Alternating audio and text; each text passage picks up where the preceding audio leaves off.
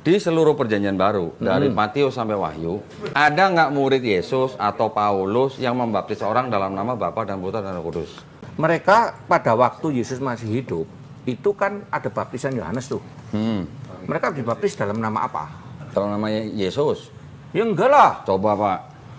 Yohanes Pembaptis. Ya. Membaptis dalam nama apa? Yesus belum tampil. Oke. Ketika Yesus ngomong, karena itu pergilah. Mana dalam nama Yahweh, Pak? Kan Bapak tadi bilang bahwa Taurat itu setelah Yesus mati harus dikabarkan ke seluruh Dunia. Ya. Saya langsung nembak Matius 28:19. Saya langsung katakan bahwa di sini ada catatan bahwa formula baptismal itu dirubah oleh Gereja Katolik di abad kedua. Ini baru satu, Pak ya, masih banyak nih yang lain. Kalau dianggap ayat karena itu pergilah, jadikanlah semua bangsa muridku, baptislah mereka dalam nama Bapa dan Putra dan Roh Kudus, dianggap sebagai perkataan Yesus. Saya tanya Bapak, itu kan berarti kan Yesus ngomong itu sebelum Yesus diangkat. Iya mau naik, pas lagi mau sebelum naik. diangkat kan? Murid-murid Yesus yang mendengar perkataan itu, ada nggak yang membaptis orang dalam nama Bapa dan Putra dan Roh Kudus? Nah, gini. Jadi di dalam Kisah Rasul mereka mengatakan dibaptis dalam nama Yesus.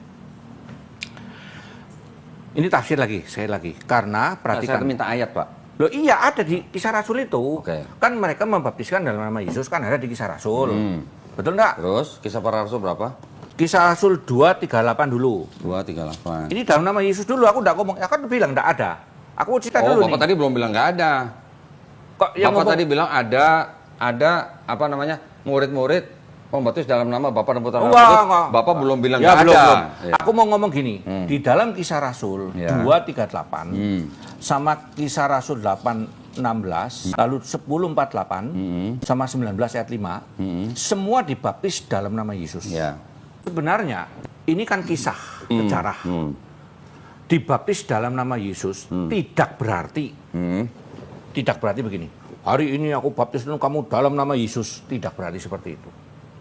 Berarti gimana? Mereka dibaptiskan ke dalam baptisan yang Yesus minta. Ke dalam baptisan tanda petik versi Yesus. Ayatnya, Pak.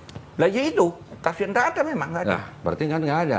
Memang enggak ada. Nah, berarti seluruh murid-murid Yesus yang mendengar perkataan Yesus, baptislah dalam nama Bapa dan Putra dan Roh Kudus, mereka tidak membaptis orang dalam nama Bapa dan Putra dan Roh Kudus. Tidak tahu. Karena tidak ada. Enggak, saya tidak minta berarti. ayatnya. Enggak ada. Nggak ada.